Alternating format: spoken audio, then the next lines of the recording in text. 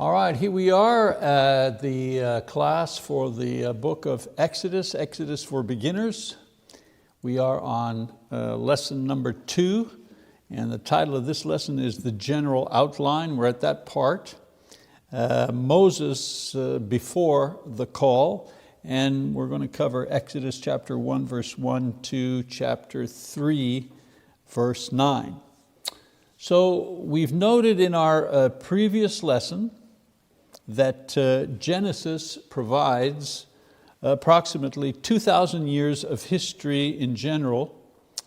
And we find the beginning of that golden thread that I talked about of the Bible's main focus, which is the story of God's people. Remember I mentioned in lesson 1, a lot of things happen in history, a lot of things going on, and the Bible picks up the story in Genesis, and it gives you a golden thread throughout history, throughout the world history.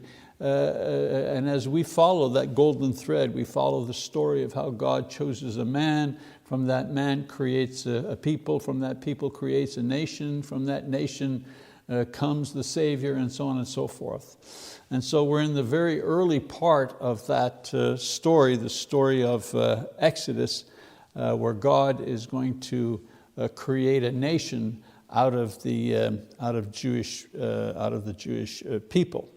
Now in Genesis, we're introduced to individuals, patriarchs like Abraham and Isaac and Jacob, along with their families, all the way down to Jacob's son Joseph, and how Joseph became the vizier or the prime minister of Egypt. And through his position, he saved his family's life by bringing them to live in Egypt and providing them with food during a period of prolonged famine that was taking place in the land of Canaan, where they had originally come from. The book of Genesis ends with Jacob and his extended family, 70 people altogether, living freely and comfortably in the fertile land of Goshen, which is in the northern part of Egypt in the Delta region. And so the book of Exodus begins by filling the reader in on what has taken place since that time, and introduces two individuals around whom most of the events in Exodus will take place. Also, it is in the book of Exodus that God will go from speaking primarily to individuals and begin speaking to a people through certain individuals, and then to speaking to a nation through a set of laws and regulations that reveal His will, which is now available to all the people for all time. So we see that progression of God's communication with people. In Genesis, He's talking to one person here and one person there. In Exodus, He is talking to one person, Moses, and Moses is talking to a group of people, and they wait for Moses to say what God has told him. And eventually, God gives to Moses the law and the observances, and so the people will have the law and the observances always with them, and they can access what God is saying without having to wait for Moses all the time. They now have God's word that will now be guiding them. So today we're going to look at outlines for the book of Exodus. There's 40 chapters, so there's a lot of different ways that we can chop this book up in order to examine it. It can be divided or outlined in several ways, as I mentioned. And I want to give you samples taken from another source book that I used in prepping this study. Great commentary, Truth for Today commentary, the one by Coy Roper on the book of Exodus. So here are some of the outlines, some of the ways that you can outline this book, all right? So first is the two-part outline, very simple type of outline. Two-part outline. Part 1, the deliverance, chapters 1 to 18. How God delivered the people, how He freed them from Egypt, chapters 1 to 18. The covenant, chapters 19 to 40. The giving of the law, the giving of the information on the tabernacle and so on and so forth. That's the second part of it. And in the covenant, there are two parts to that covenant section. One is the covenant and the commandments given in 19 to 24, and then from 25 to 40, the actual building of the tabernacle itself. So there's the two-part outline. Very simple, gives you an idea of what the material is all about. Another type of outline, the relationship outline. This is from Warren Wiersbe. So he has three parts, what he calls relationship outline. Part one, redemption. The Lord delivers His people. So it's the Lord and His people, chapters 1 to 18. Second part, the covenant. The Lord claims His people, chapters 19 to 24. And then the third part, worship. The Lord dwells with His people. The covenant is given, the tabernacle is built. This is where God will dwell with His people. All right, so that's the relationship outline: redemption, covenant, and worship. Another type of outline, the experience of the people outline, what the people experienced in outline form in the book of Exodus. So the experience of the people outline begins with God's people delivered. Again, God freeing them from the Egyptians. God's people led out into the desert by Moses. God's people made into a covenant nation, where God makes a covenant with the nation. These are the rules, these are the details of the covenant, and the people accept to be in a covenant relationship with God. Then God's people given instructions regarding the tabernacle. Now that the people are in a covenant relationship with God, God gives them information about the tabernacle, and along with that, the process of worship. How will they worship Him? Because after all, He's God.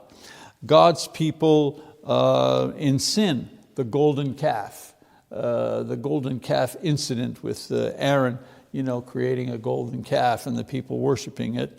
And then God's people constructing the tabernacle, chapters 35 to 40. After that incident, after all of that takes place, and the people are renewed once again with God, and the covenant is renewed, and the people get busy and they begin building the tabernacle, and the balance of the book of Exodus tells the story of the building of the tabernacle itself. Now, the advantage of these outlines is that they give you a snapshot of what the book is about and the flow of information concerning the main topics. The downside, of course, is that they're not always practical to follow as class outlines, because there's more information to cover than time for a typical Bible study class. I mean, you take that two-part outline, for example. You do 20 chapters in the first, or 18 chapters in the first, and the 22 chapters in the second. Well, who's got time to cover 18 chapters in a class? Even if you gave an hour for the class time, which we don't, you couldn't cover all that material. So it's easy as an outline. It gives you a snapshot of what the book is about, but as a study tool, it's a little more difficult. For a fixed number of sessions, like this class, as I mentioned, we need an outline that summarizes well the material at hand, but also gives us time to adequately study the contents of the book, so that we better understand the book of Exodus. And we come away from our study, when we're finished, with new information about this second book of the Pentateuch. A Bible class is not interesting if you don't learn something new. So all of us here know something about the book of Exodus, and that's a good thing. We have a base. But when the course is over, hopefully everyone here will know a lot more about the book of Exodus, and that increased knowledge will be edifying. That's the whole point of knowing the Bible better. It's edifying. Okay?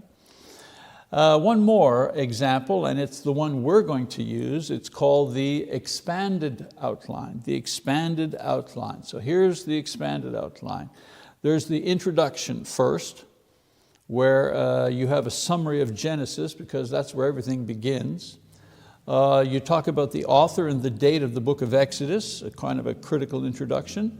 The geography and history of Egypt, because Egypt plays an important part in the story of Exodus, and a summary of the purpose of the book of Exodus. And as you know, we covered this introductory material in the first lesson that we did last time. Second part would be called Deliverance 1, chapters 1:1 to chapter 6. This part tells the story of, or we review the story of Israel being enslaved, how that happened, why it happened, how it's affecting them. The deliverer is introduced, Moses, the deliverer, chapter 2, verse 1 to chapter 4. And then in this particular deliverance section, we study the initial failure. So there's an attempt at deliverance, but it fails the first time, chapters 4 to 6. And then there's some information about Moses and his brother Aaron, their genealogy, and some other details that are given in this section.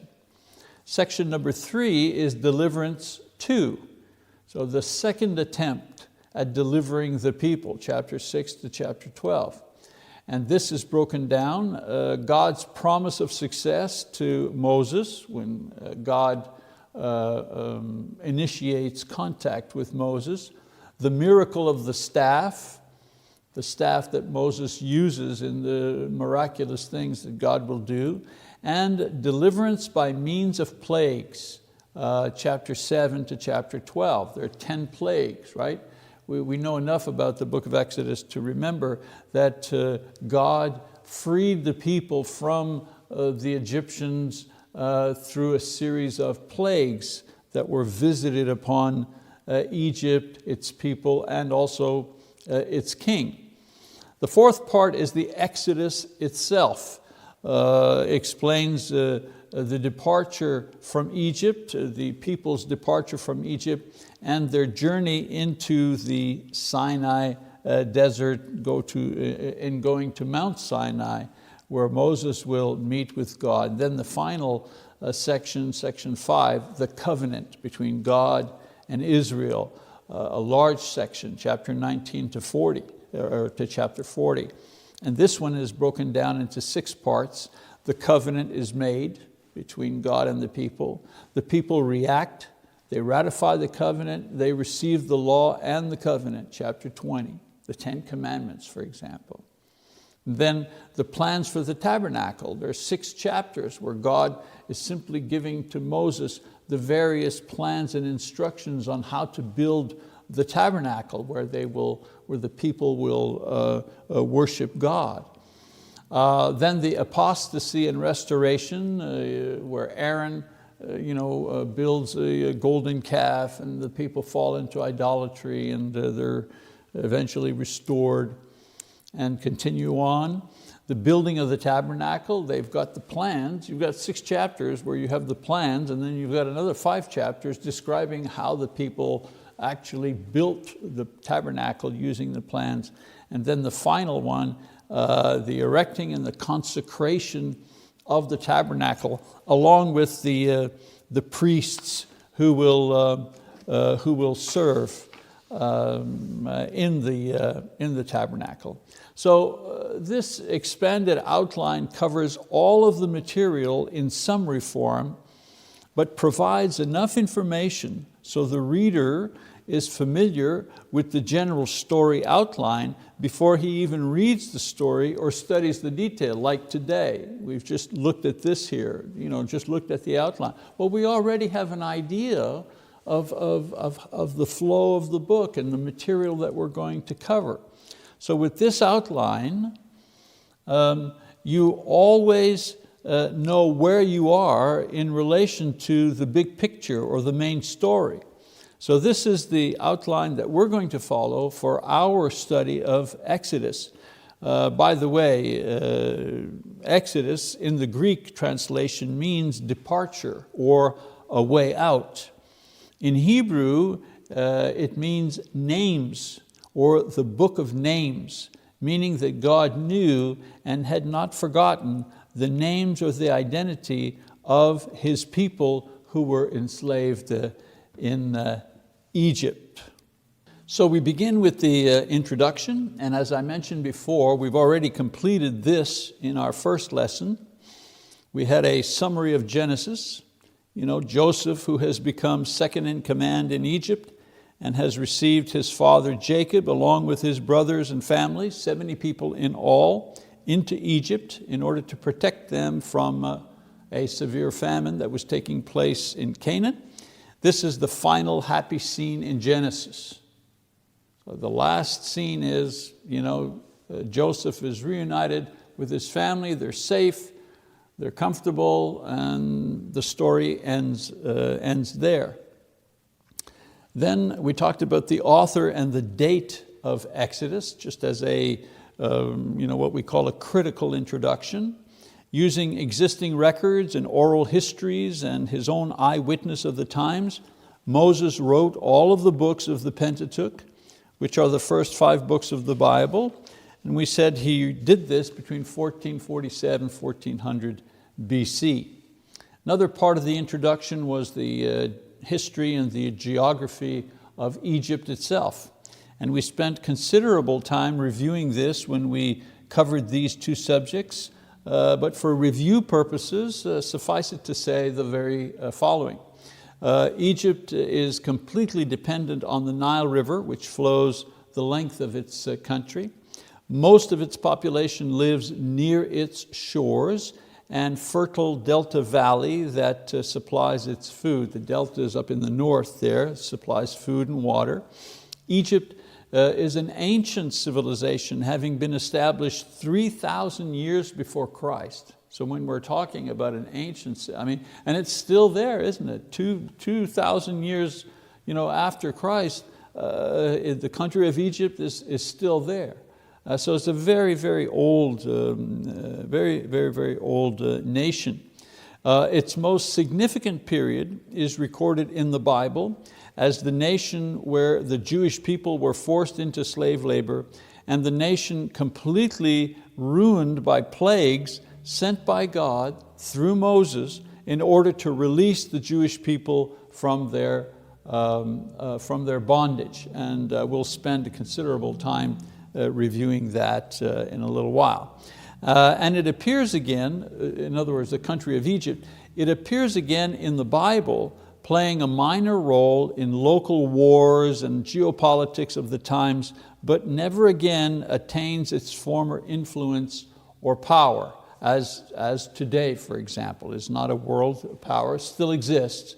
In the same way, remember we talked about that golden thread throughout, the golden thread goes through Egypt early on when it talks about Joseph, and then eventually the people being released. We read about that in Exodus. But after that, the history of Egypt keeps on going, but the thread of the Bible moves on to other things to tell the story of the eventual coming of Jesus. The purpose of the book of Exodus explains in detail how God transformed a large group of people loosely held together by family and tribal ties into a single nation held together by their faith in the one true and living God. The book of Exodus provides the manner in which God instructed them to both express and nurture that faith until the promise it made was fulfilled. And of course the promise was the promise of the Savior.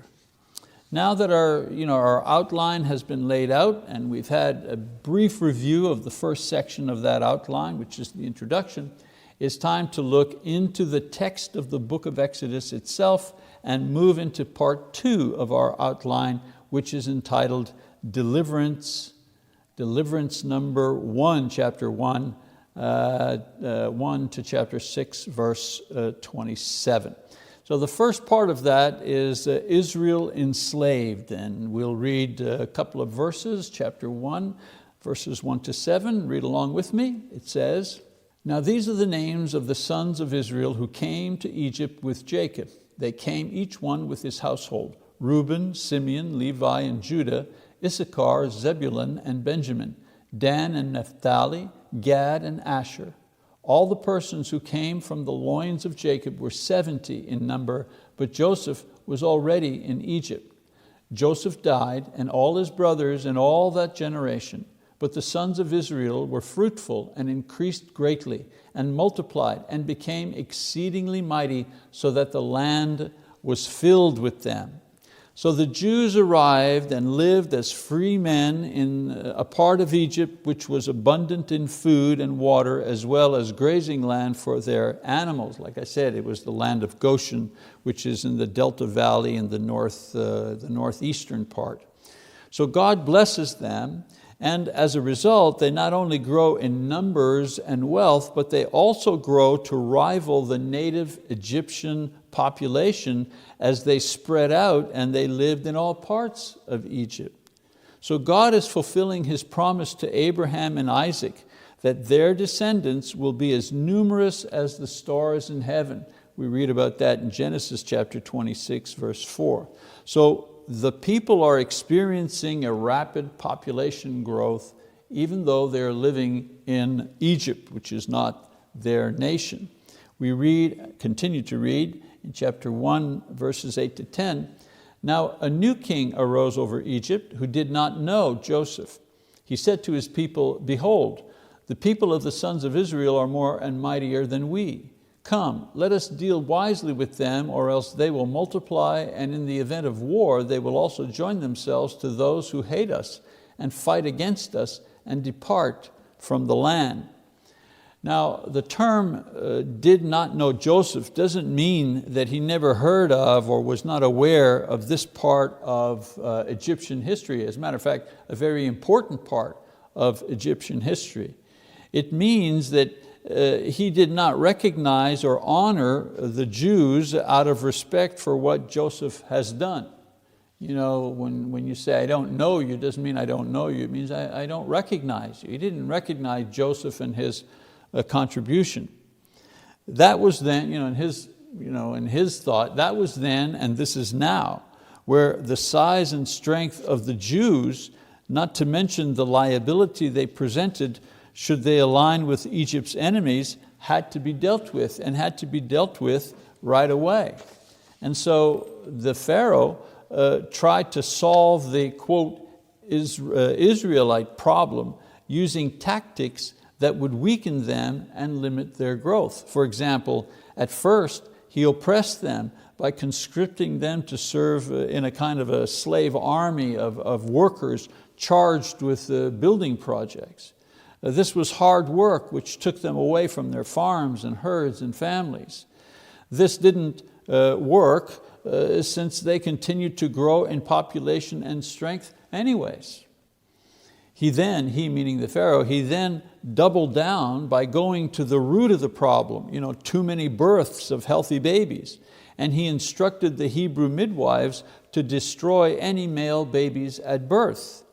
Well, this plan also failed, as the midwives refused to carry out this type of abortion, claiming that Jewish women were so strong that they had their babies quickly before the midwives could arrive and interfere with the birth. And so God blessed these women with babies of their own. So having failed twice with these indirect plots to undermine the growth of the Jewish population, the Egyptian monarch enacted a radical pogrom authorizing any Egyptian to kill any Jewish newborn by drowning him in the river, but sparing the newborn females. If we can't get the midwives to kill them, well then I give the right to any individual Egyptian to kill young boys, young Jewish boys, just drown them in the Nile.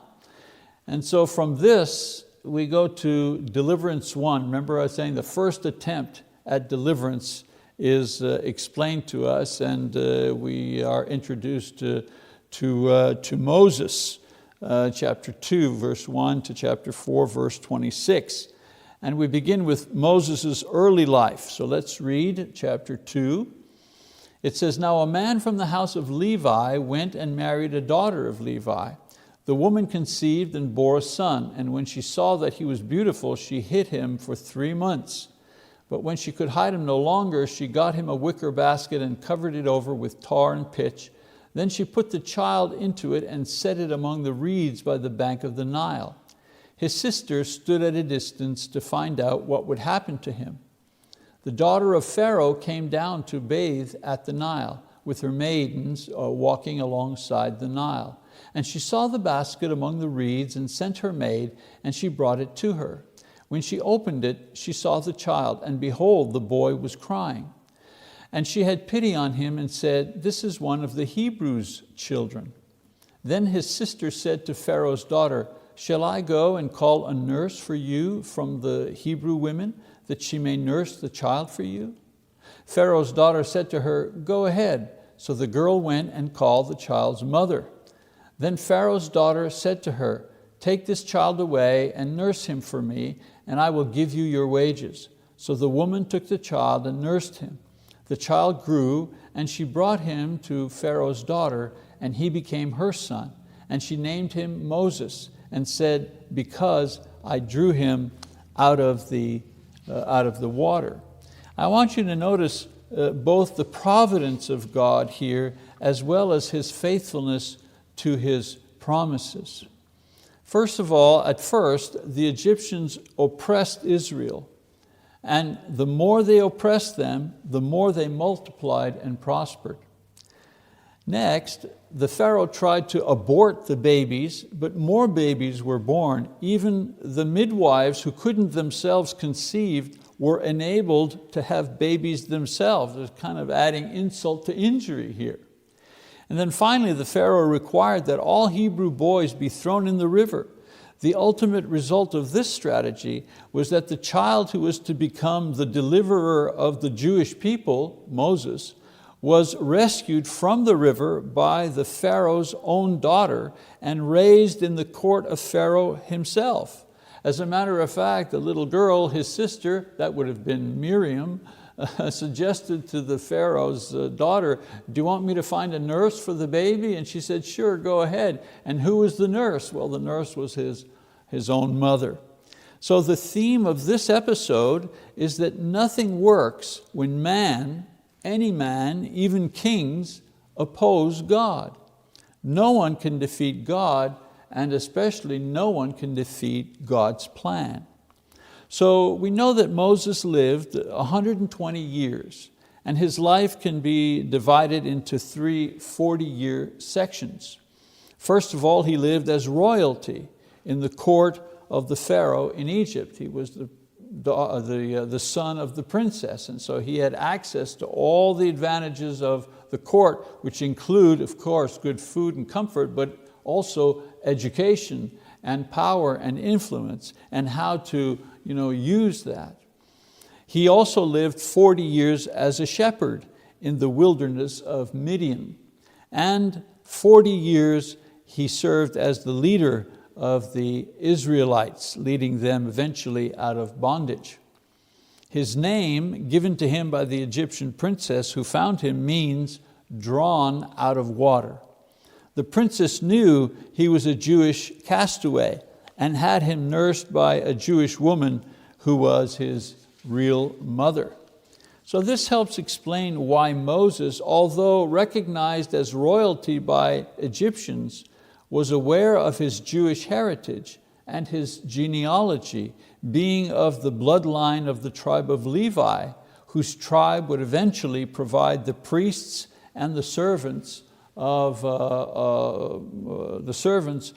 would eventually work and serve in the tabernacle, and then later on, of course, in the temple.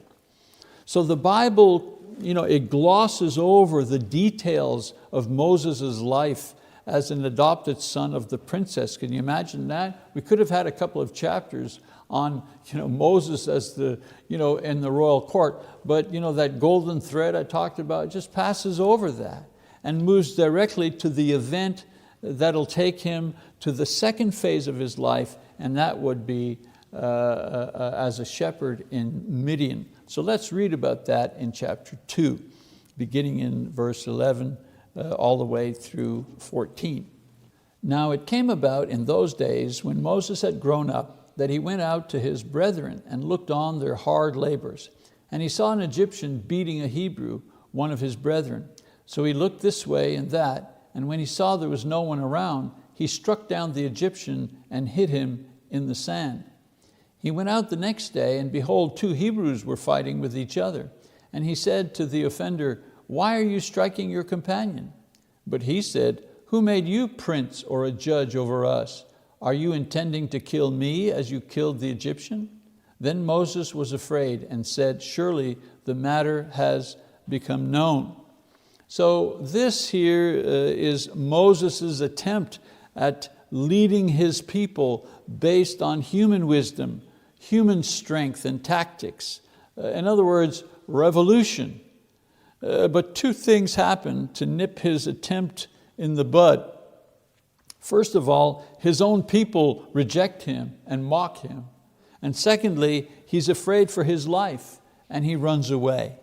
And thus ends the description of events during his first 40 years of life and his personal attempt at being a leader of his people.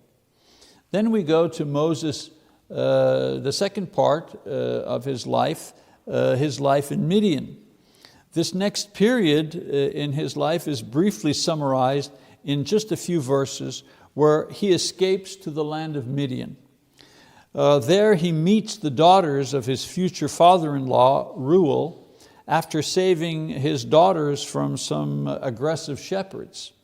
He eventually marries into the family and has children, and he settles into the quiet life of a shepherd. And these are all the details given concerning his time in Midian. Again, the Bible could have devoted several chapters. 40 years, he had babies, he lived there, he got to know Reuel, he worked. But none of that. In just a few verses, the Bible gives us the highlights of the 40 years. In the meantime, the narrative in the Bible switches back to the land and the people that Moses has left behind. So we go to chapter 2, verse 23 to 25. It says, "Now it came about in the course of those many days that the king of Egypt died, and the sons of Israel sighed because of the bondage, and they cried out. And their cry for help because of their bondage rose up to God. So God heard their groaning, and God remembered His covenant with Abraham, Isaac, and Jacob. God saw the sons of Israel, and God took notice of them." So this now indicates that the time has come for God to deliver His people, and He sets the scene for the calling of the deliverer. And of course, the deliverer will be Moses. So we get to the next section of our outline, the deliverer, Moses, chapter 2, verse 1 to chapter 4, verse 36. 26 rather. And we begin with the call that God makes to Moses. Verse 1 rather, let's just read that. It says, "Now Moses was pasturing the flock of Jethro, his father-in-law, the priest of Midian, and he led the flock to the west side of the wilderness and came to Horeb, the mountain of God." So let's just stop there. I want you to note that Moses' father-in-law is called Jethro here, which is an alternate name for the same man referred to as Reuel in chapter 2, verse 18.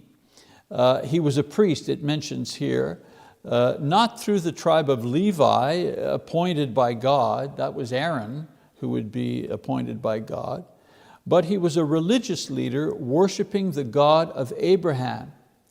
And the reason for that is that the Midianites were descendants of Abraham but through Abraham's wife Keturah, who he took after the death of Sarah. And so the Midianites were descendants of the children of Abraham that he had with Keturah, and we read about that in Genesis chapter 25, verses 1 to 6. This explains where their belief in the God of Abraham came from, and how Jethro became a priest, offering worship to the God of Abraham. So in this story, Moses sees the burning bush as he was pasturing his flock near Mount Horeb. Mount Horeb, the mountain of God, which in later times referred to as Mount Sinai, the place where God will give Moses the law and appear to him in the future. So let's keep reading, verse 2 and 3. It says, "The angel of the Lord appeared to him in a blazing fire from the midst of a bush. And he looked, and behold, the bush was burning with fire, yet the bush was not consumed. So Moses said, I must turn aside now and see this marvelous sight, why the bush is not burned up." So here God appears and communicates to Moses in a bush that burned with fire but was not consumed. This type of event is known as a theophany, which is an appearance of God in some form, in this case as a bush, a burning bush.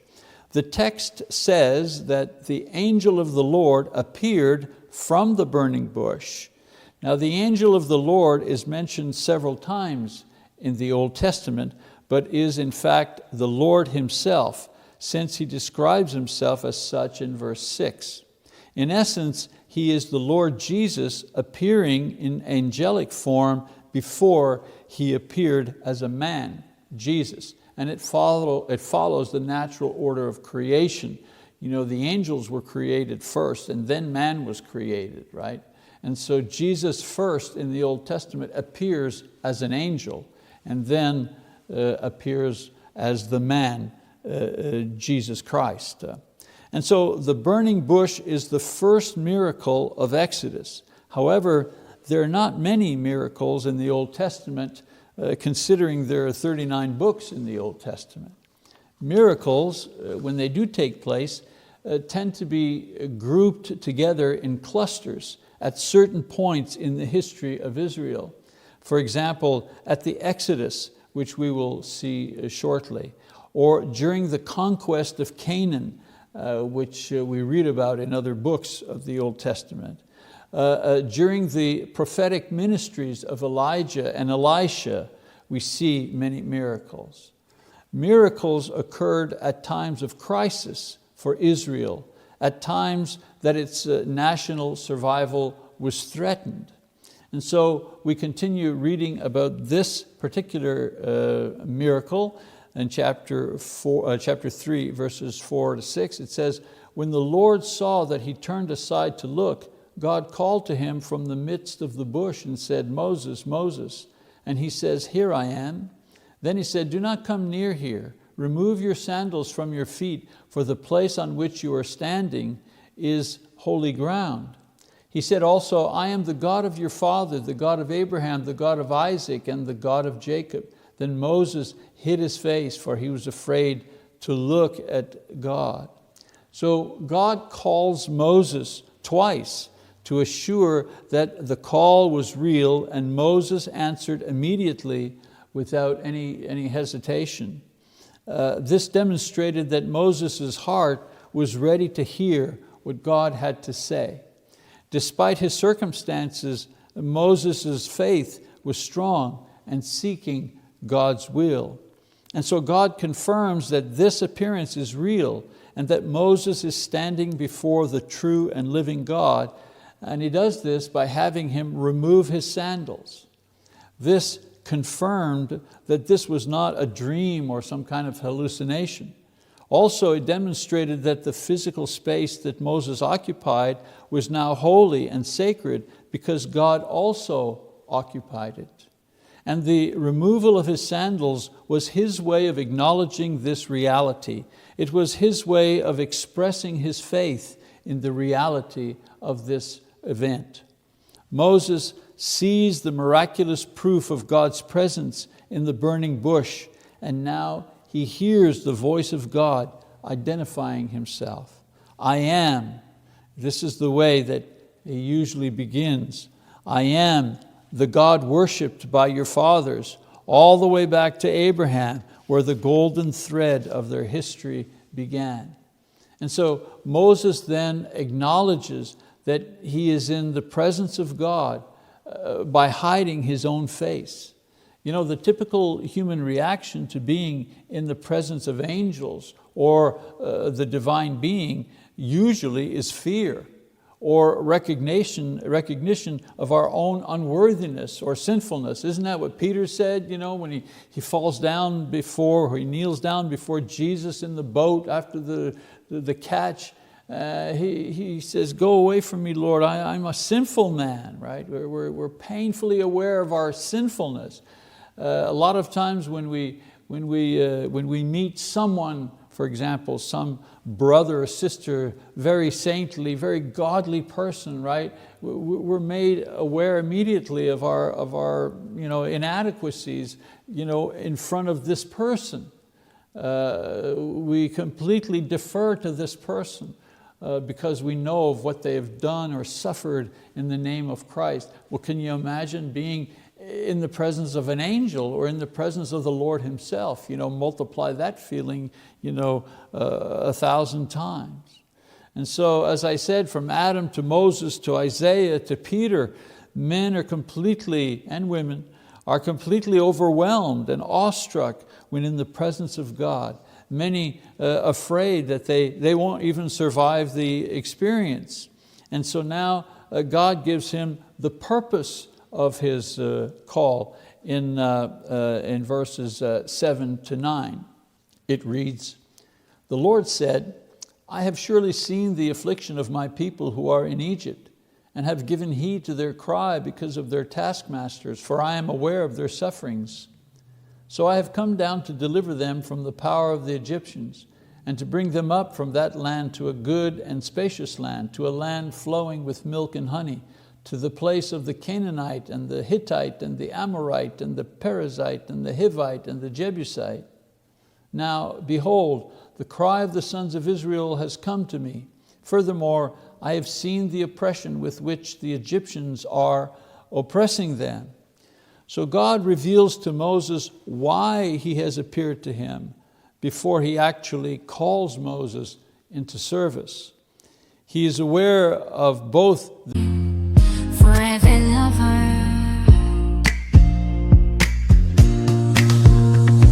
In the depths of the darkest night, your love shines through, a guiding light. With every heartbeat I feel your grace. In your warm embrace I find my place. Darling, don't cry, don't shed a tear, for I'll be your fortress, I'll always be near. Though storms may rage and oceans may roar, I'll stand by your side forevermore. Through the trials and the tests we face, our love will endure, it cannot be erased. So dry your eyes, my love, and take my hand. Together we'll conquer their sufferings as well as their cry for help. He will deliver them from the power and the enslavement of the Egyptians.